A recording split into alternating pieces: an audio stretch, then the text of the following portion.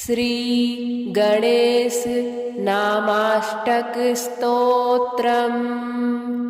श्रीकृष्ण उवाच शृणु देवि महाभागे वेदोक्तं वचनं मम यच्छ्रुत्वा हर्षिता नूनं भविष्यसि न संशयः।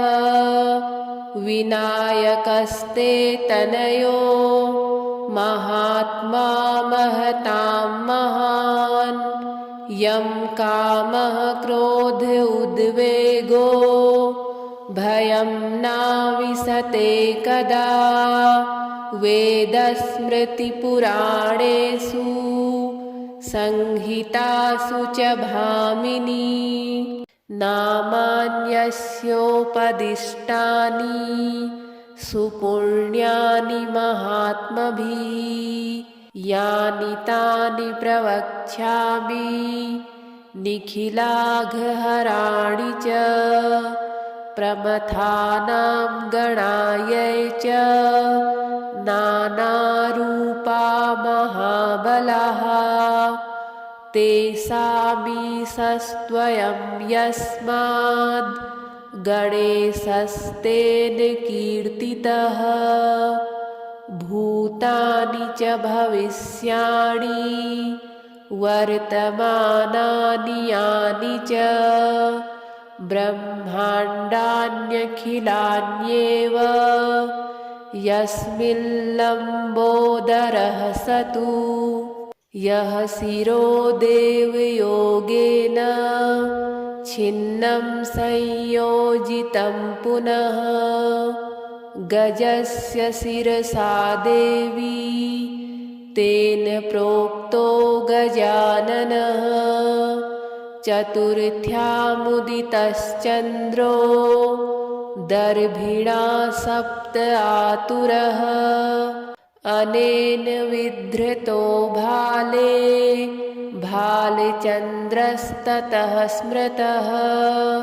सप्तः पुरा सप्तभिस्तु मुनिभिः संक्षयं गतः। जातवेदो दीपितो भूद्ये नासौ शूर्पकर्णकः। पुरा देवासुरो युद्धे पूजितो दिवि सद्गणैः। विघ्नं निवारयामास विघ्ननाशस्ततः स्मृतः। अद्यायं देवी रामेण कुठारेण निपात्य च दशनं दैवतो भद्रे एकदन्तः कृतो मुना। भविष्यत्यथ पर्याये ब्रह्मणो हरवल्लभः। वक्री भविष्यतुण्डत्वाद् वक्रतुण्डः स्मृतो बुधैः। एवं तवास्य पुत्रस्य सन्ति नामानि पार्वती स्मरणात् पापहारिणी त्रिकालानुगतान्यपि। अस्मात्त्रयोदशी कल्पात् पूर्वस्मिन् दशमीभवे मयास्मै तु वरो दत्तः सर्गदेवाग्रपूजने। जातकर्मादिसंस्कारे गर्भाधानेदिकेऽपि च यात्रायां च वाणिज्यादौ युद्धे देवार्चने शुभे संकष्टे काम्यसिद्ध्यर्थं पूजयेद्यो गजाननं। तस्य सर्वाणि कार्याणि सिद्ध्यन्त्येव न संशयः। श्रीकृष्ण उवाच शृणु देवि महाभागे वेदोक्तं वचनं मम यच्छ्रुत्वा हर्षितानूनं भविष्यसि न संशयः। विनायकस्ते तनयो महात्मा महतां महान्। यं कामः क्रोध उद्वेगो भयं नाविशते कदा। वेदस्मृतिपुराणेषु संहितासु च भामिनी। नामान्यस्योपदिष्टानि सुपुण्यानि महात्मभिः। यानि तानि प्रवक्ष्यामि निखिलाघहराणि च। प्रमथानां गणायै च नानारूपा महाबलाः। तेषामीशस्त्वयं यस्माद् गणेशस्तेन कीर्तितः। भूतानि च भविष्याणि वर्तमानानि यानि च ब्रह्माण्डान्यखिलान्येव यस्मिन् लम्बोदरः स तु। यः शिरो देवयोगेन छिन्नं संयोजितं पुनः। गजस्य शिरसा देवी तेन प्रोक्तो गजाननः। चतुर्थ्यामुदितश्चन्द्रो दर्भिणा सप्त आतुरः। अनेन विधृतो भाले भालचन्द्रस्ततः स्मृतः। सप्तः पुरा सप्तभिस्तु मुनिभिः संक्षयं गतः। जातवेदो दीपितो भूद्ये नासौ शूर्पकर्णकः। पुरा देवासुरो युद्धे पूजितो दिवि सद्गणैः। विघ्नं निवारयामास विघ्ननाशस्ततः स्मृतः। अद्यायं देवी रामेण कुठारेण निपात्य च। दशनं दैवतो भद्रे हेकदन्तः कृतो मुना। भविष्यत्यथ पर्याये ब्रह्मणो हरवल्लभः। वक्रीभविष्यतुण्डत्वाद् वक्रतुण्डः स्मृतो बुधः। एवं तवास्य पुत्रस्य सन्ति नामानि पार्वती। स्मरणात् पापहारिणी त्रिकालानुगतान्यपि। अस्मात्त्रयोदशी कल्पात् पूर्वस्मिन् दशमीभवे। मयास्मै तु वरो दत्तः सर्गदेवाग्रपूजने। जातकर्मादिसंस्कारे गर्भाधानेऽधिकेऽपि च। यात्रायां च वाणिज्यादौ युद्धे देवार्चने शुभे। संकष्टे काम्यसिद्ध्यर्थं पूजयेद्यो गजाननं। तस्य सर्वाणि कार्याणि सिद्ध्यन्त्येव न संशयः। श्रीकृष्ण उवाच शृणु देवि महाभागे वेदोक्तं वचनं मम। यच्छ्रुत्वा हर्षितानूनं भविष्यसि न संशयः। विनायकस्ते तनयो महात्मा महतां महान्। यं कामः क्रोध उद्वेगो भयं नाविशते कदा वेदस्मृतिपुराणेषु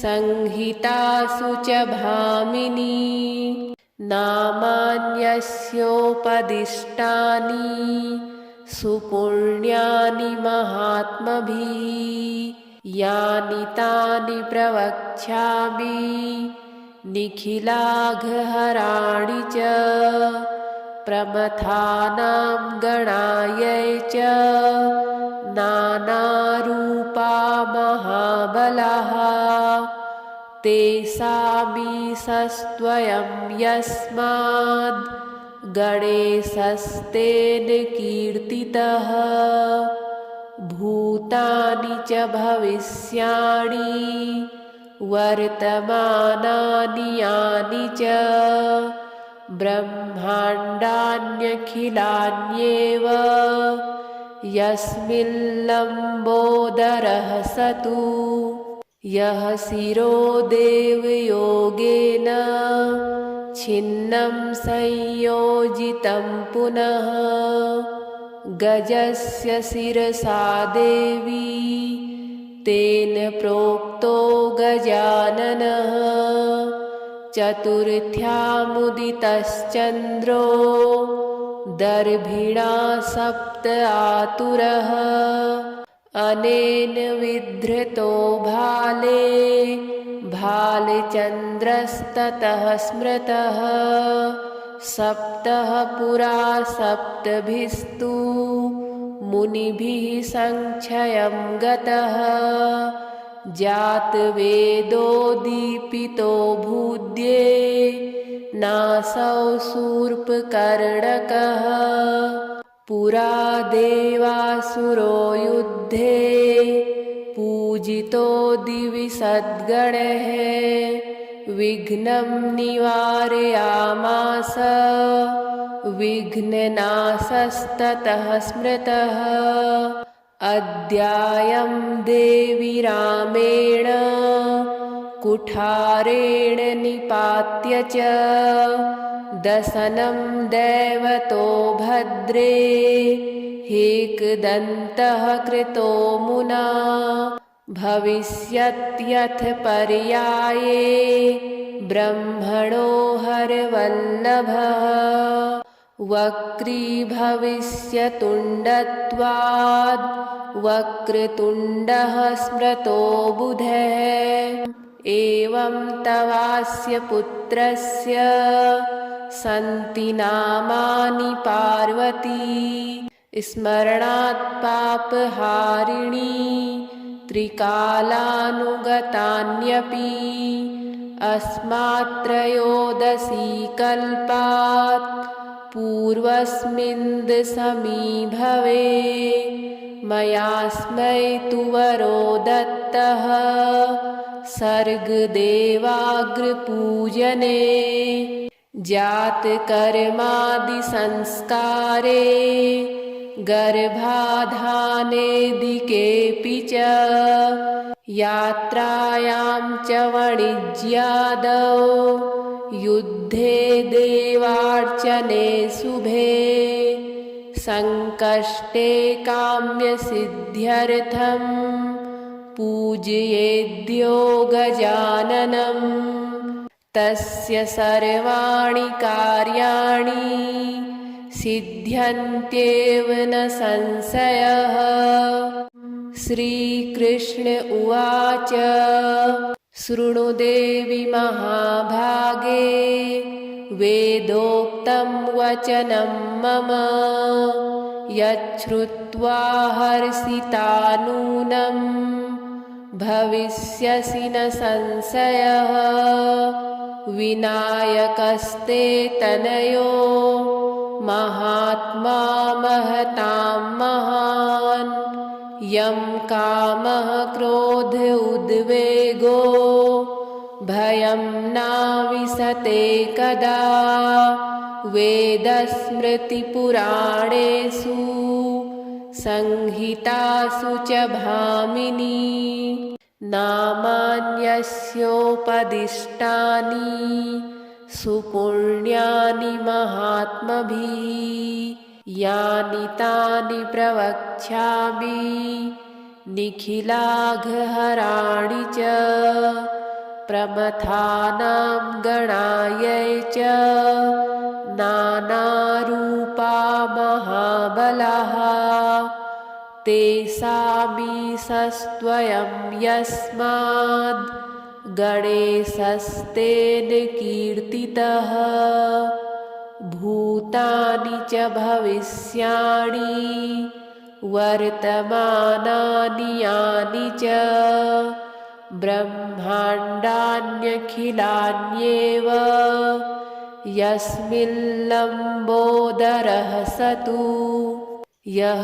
शिरो देवयोगेन छिन्नं संयोजितं पुनः गजस्य शिरसा देवी तेन प्रोक्तो गजाननः चतुर्थ्यामुदितश्चन्द्रो दर्भिणा सप्त आतुरः अनेन विधृतो भाले भालचन्द्रस्ततः स्मृतः सप्तः पुरा सप्तभिस्तु मुनिभिः संक्षयं गतः जातवेदो दीपितो भूद्ये नासौ शूर्पकर्णकः पुरा देवासुरो युद्धे पूजितो दिवि सद्गणैः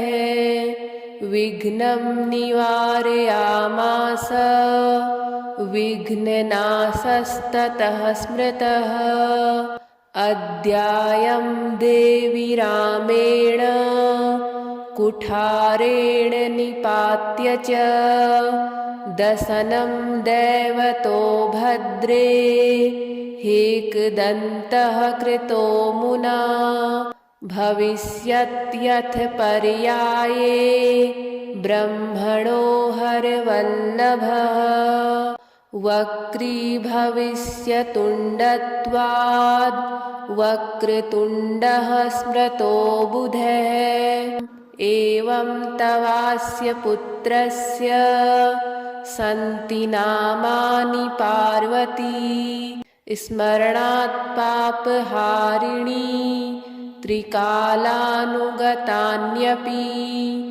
अस्मात्त्रयोदशी कल्पात् पूर्वस्मिन् समीभवे मयास्मै तु वरो दत्तः सर्गदेवाग्रपूजने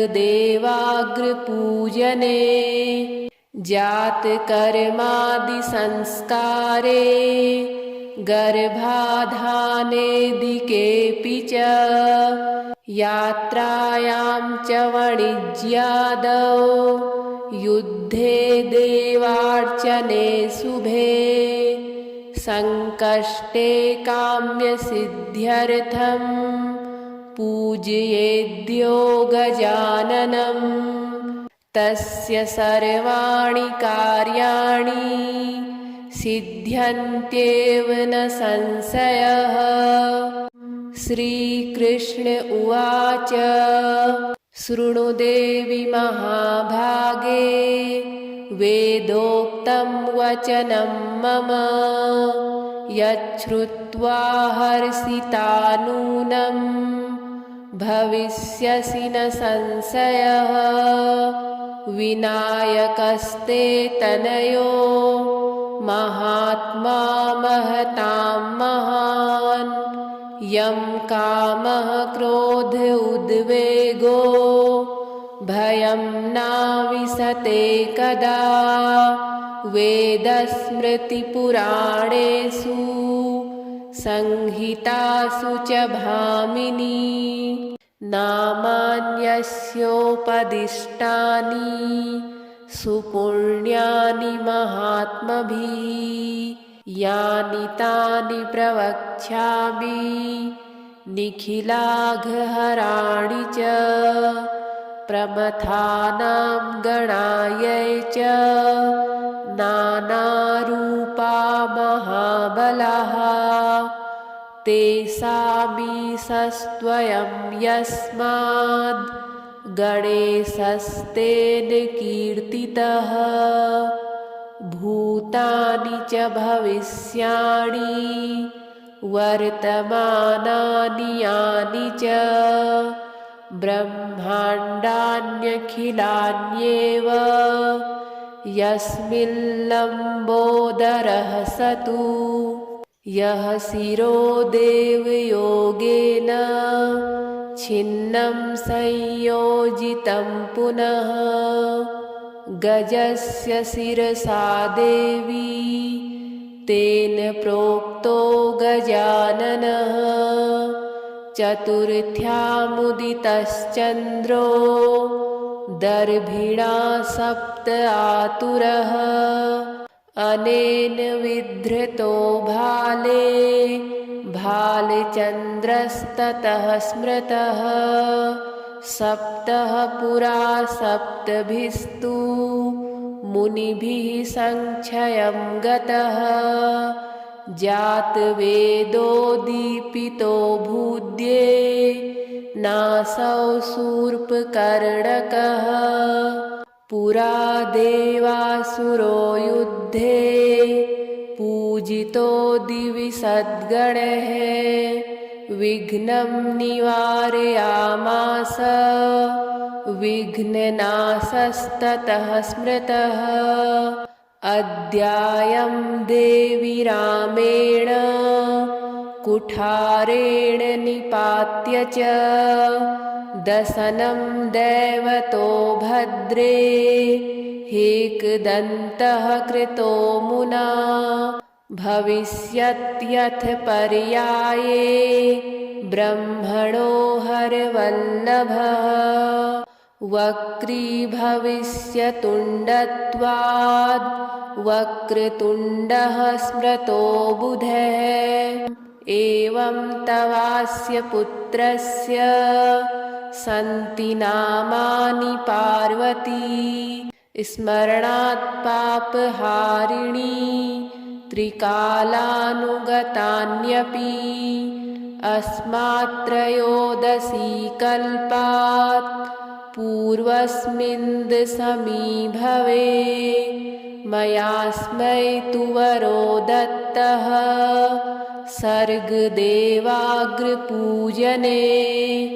जातकर्मादिसंस्कारे गर्भाधानेदिकेऽपि च यात्रायां च वाणिज्यादौ युद्धे देवार्चने शुभे संकष्टे काम्यसिद्ध्यर्थं पूजयेद्यो गजाननं तस्य सर्वाणि कार्याणि सिद्ध्यन्त्येव न संशयः।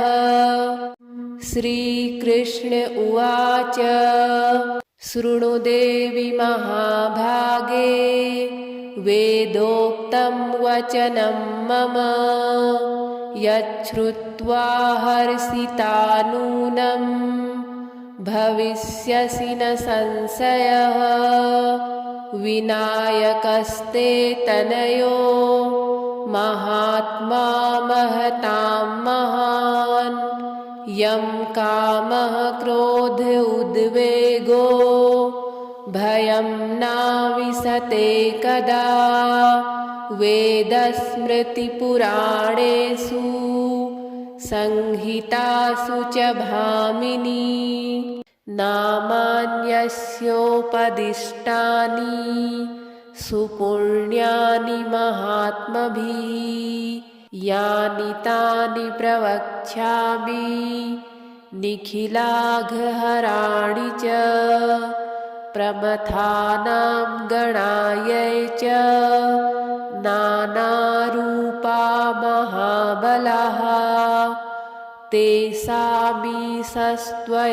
यस्माद् गणेशस्तेन कीर्तितः भूतानि च भविष्याणि वर्तमानानि यानि च ब्रह्माण्डान्यखिलान्येव यस्मिन् लम्बोदरः स तु यः शिरो देवयोगेन छिन्नं संयोजितं पुनः गजस्य शिरसा देवी तेन प्रोक्तो गजाननः चतुर्थ्यामुदितश्चन्द्रो दर्भिणा सप्त आतुरः अनेन विधृतो भाले भालचन्द्रस्ततः स्मृतः सप्तः पुरा सप्तभिस्तु मुनिभिः संक्षयं गतः जातवेदो दीपितो भूद्ये नासौ शूर्पकर्णकः पुरा देवासुरो युद्धे पूजितो दिवि सद्गणैः विघ्नं निवारयामास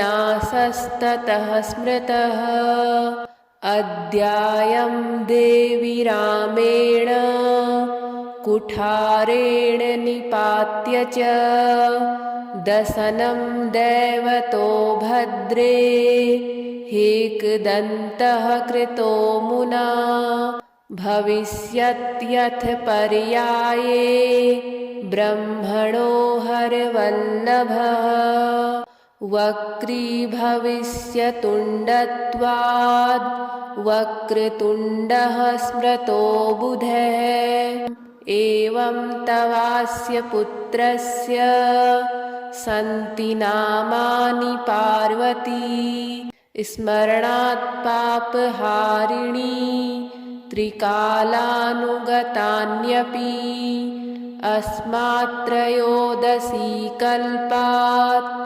पूर्वस्मिन् समीभवे मयास्मै तु वरो दत्तः सर्गदेवाग्रपूजने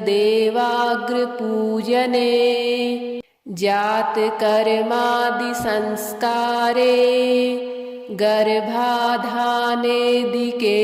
च यात्रायां च वाणिज्यादौ युद्धे देवार्चने शुभे संकष्टे काम्यसिद्ध्यर्थं पूजयेद्यो गजाननं तस्य सर्वाणि कार्याणि सिद्ध्यन्त्येव न संशयः।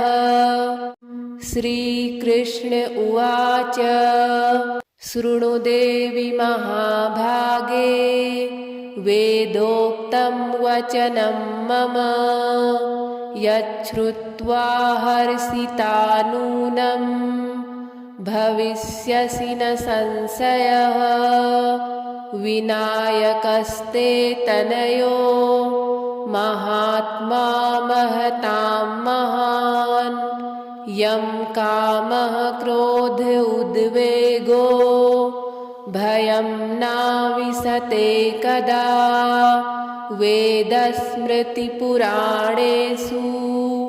संहितासु च भामिनी नामान्यस्योपदिष्टानि सुपुण्यानि महात्मभिः यानि तानि प्रवक्ष्यामि निखिलाघहराणि च प्रमथानां गणायै च नानारूपा महाबलाः तेषामीशस्त्वयं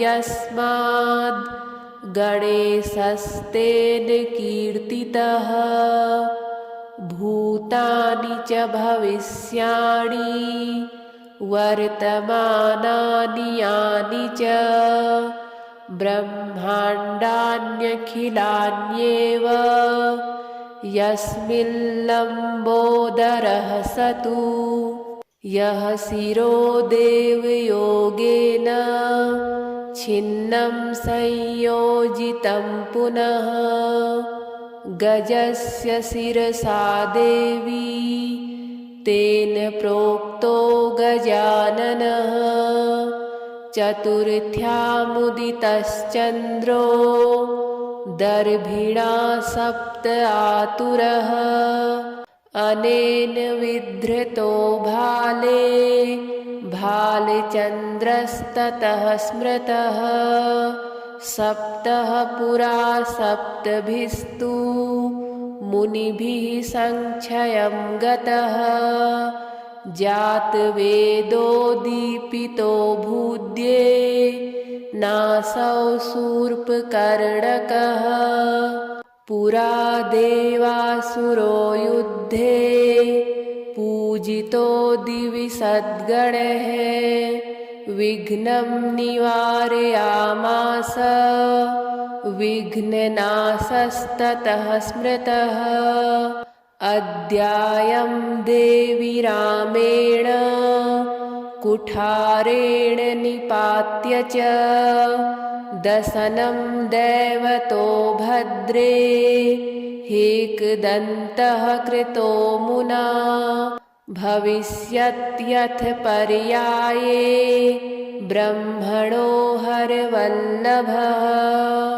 वक्रीभविष्यतुण्डत्वाद् वक्रतुण्डः स्मृतो बुधः एवं तवास्य पुत्रस्य सन्ति नामानि पार्वती स्मरणात् पापहारिणी त्रिकालानुगतान्यपि अस्मात्त्रयोदशी कल्पात् पूर्वस्मिन् दशमीभवे मयास्मै तु वरो दत्तः सर्गदेवाग्रपूजने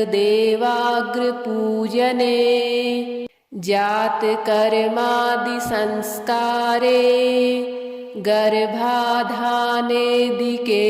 च यात्रायां च वाणिज्यादौ युद्धे देवार्चने शुभे संकष्टे काम्यसिद्ध्यर्थं पूजयेद्यो गजाननं तस्य सर्वाणि कार्याणि सिद्ध्यन्त्येव न संशयः। श्रीकृष्ण उवाच शृणु देवि महाभागे वेदोक्तं वचनं मम यच्छ्रुत्वा हर्षिता नूनं भविष्यसि न संशयः। विनायकस्ते तनयो महात्मा महतां महान् यं कामः क्रोध उद्वेगो भयं नाविशते कदा वेदस्मृतिपुराणेषु संहितासु च भामिनी नामान्यस्योपदिष्टानि सुपुण्यानि महात्मभिः यानि तानि प्रवक्ष्यामि निखिलाघहराणि च प्रमथानां गणायै च नानारूपा महाबलाः तेषामीशस्त्वयं यस्माद् गणेशस्तेन कीर्तितः भूतानि च भविष्याणि वर्तमानानि यानि च ब्रह्माण्डान्यखिलान्येव यस्मिन् लम्बोदरः स तु यः शिरो देवयोगेन छिन्नं संयोजितं पुनः गजस्य शिरसा देवी तेन प्रोक्तो गजाननः चतुर्थ्यामुदितश्चन्द्रो दर्भिणा सप्त आतुरः अनेन विधृतो भाले भालचन्द्रस्ततः स्मृतः सप्तः पुरा सप्तभिस्तु मुनिभिः संक्षयं गतः जातवेदो दीपितो भूद्ये नासौ शूर्पकर्णकः पुरा देवासुरो युद्धे पूजितो दिवि सद्गणैः विघ्नं निवारयामास विघ्ननाशस्ततः स्मृतः अद्यायं देवी रामेण कुठारेण निपात्य च दशनं दैवतो भद्रे हेकदन्तः कृतो मुना भविष्यत्यथ पर्याये ब्रह्मणो हरवल्लभः वक्रीभविष्यतुण्डत्वाद् वक्रतुण्डः स्मृतो बुधः एवं तवास्य पुत्रस्य सन्ति नामानि पार्वती स्मरणात् पापहारिणी त्रिकालानुगतान्यपि अस्मात्त्रयोदशी कल्पात् पूर्वस्मिन् समीभवे मयास्मै तु वरो दत्तः सर्गदेवाग्रपूजने जातकर्मादिसंस्कारे गर्भाधानेऽधिकेऽपि च यात्रायां च वाणिज्यादौ युद्धे देवार्चने शुभे संकष्टे काम्यसिद्ध्यर्थं पूजयेद्यो गजाननं तस्य सर्वाणि कार्याणि सिद्ध्यन्त्येव न संशयः। श्रीकृष्ण उवाच शृणु देवि महाभागे वेदोक्तं वचनं मम यच्छ्रुत्वा हर्षिता नूनं भविष्यसि न संशयः।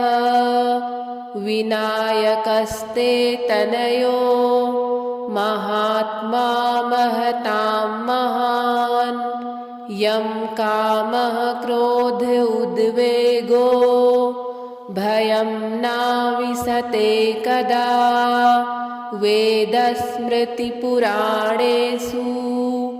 संहितासु च भामिनी नामान्यस्योपदिष्टानि सुपुण्यानि महात्मभिः यानि तानि प्रवक्ष्यामि निखिलाघहराणि च प्रमथानां गणायै च नानारूपा महाबलाः तेषामीशस्त्वयं यस्माद् गणेशस्तेन कीर्तितः भूतानि च भविष्याणि वर्तमानानि यानि च ब्रह्माण्डान्यखिलान्येव यस्मिन् लम्बोदरः स तु यः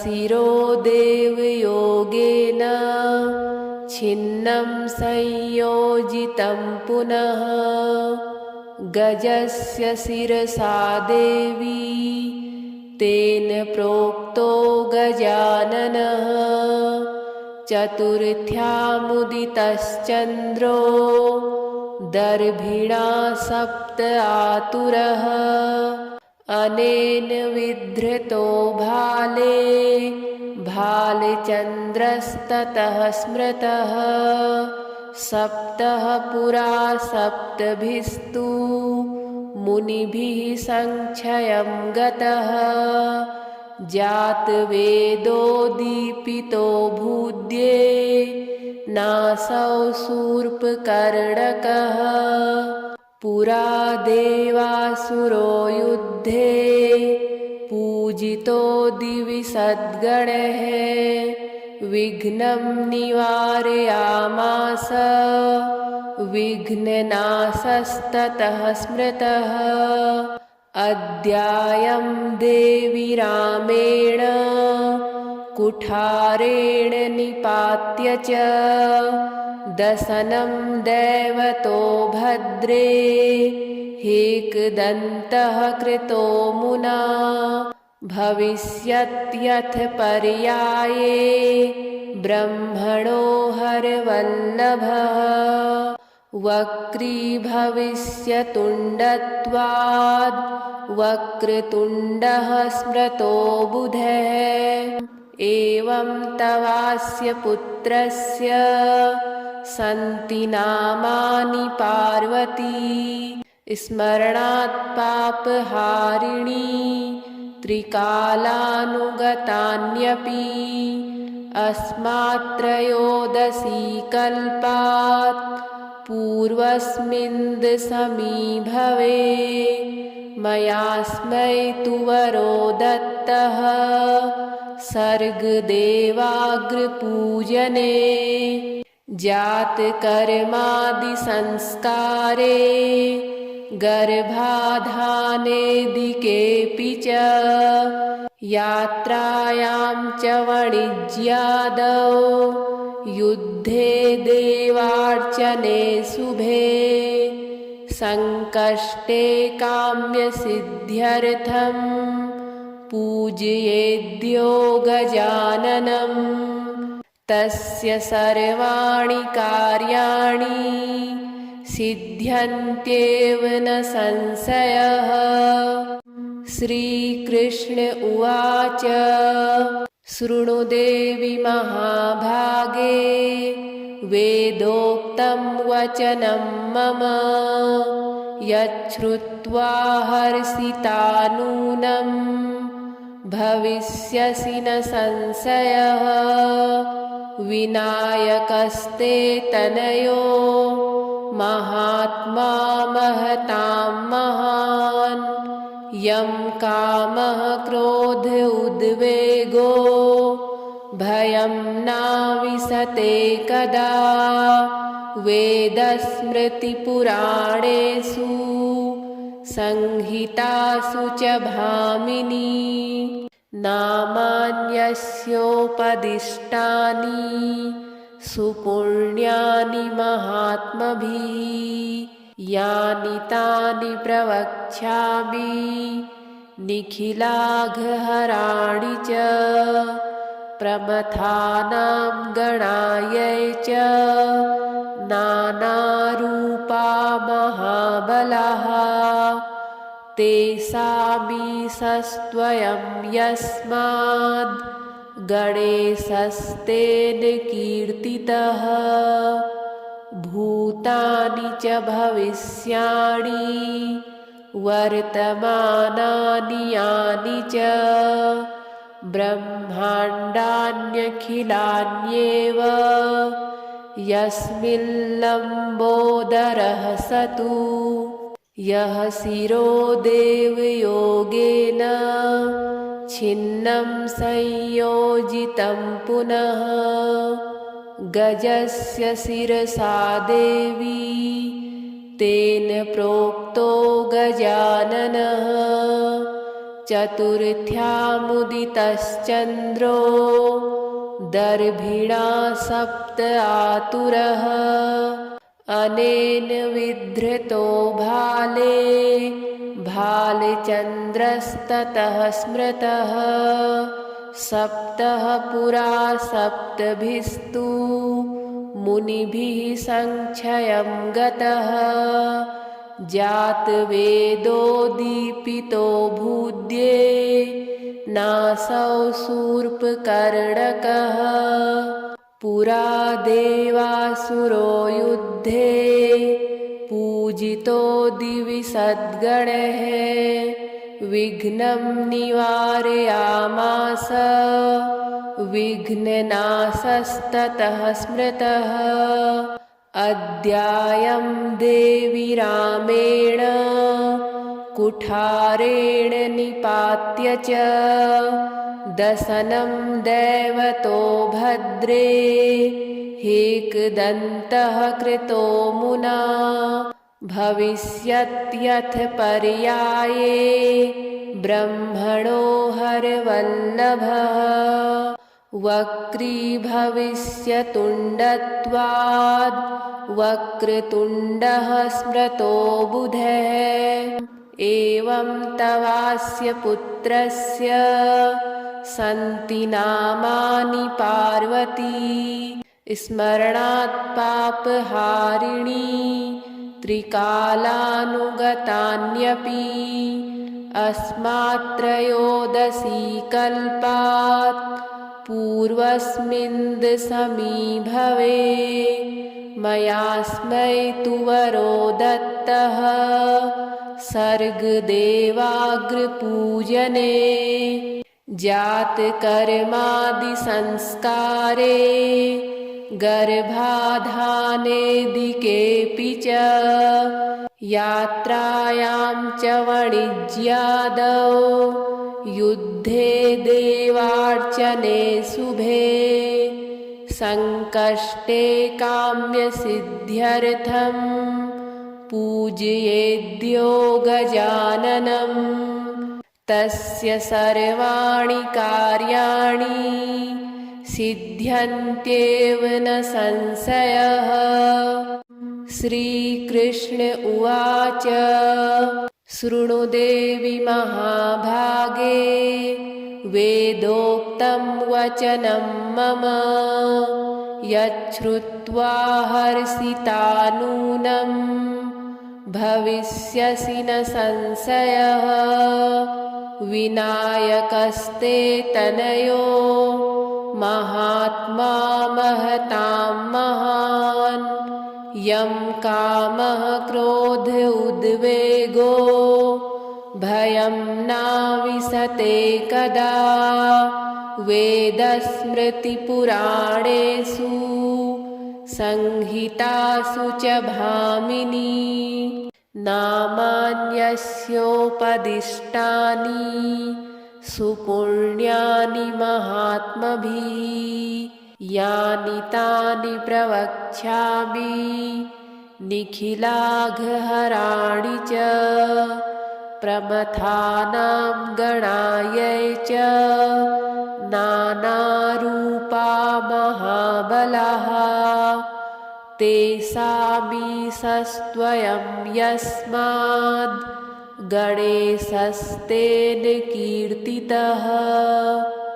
भूतानि च भविष्याणि वर्तमानानि यानि च ब्रह्माण्डान्यखिलान्येव यस्मिन् लम्बोदरः स तु यः शिरो देवयोगेन छिन्नं संयोजितं पुनः गजस्य शिरसा देवी तेन प्रोक्तो गजाननः। चतुर्थ्यामुदितश्चन्द्रो दर्भिणा सप्त आतुरः अनेन विधृतो भाले भालचन्द्रस्ततः स्मृतः।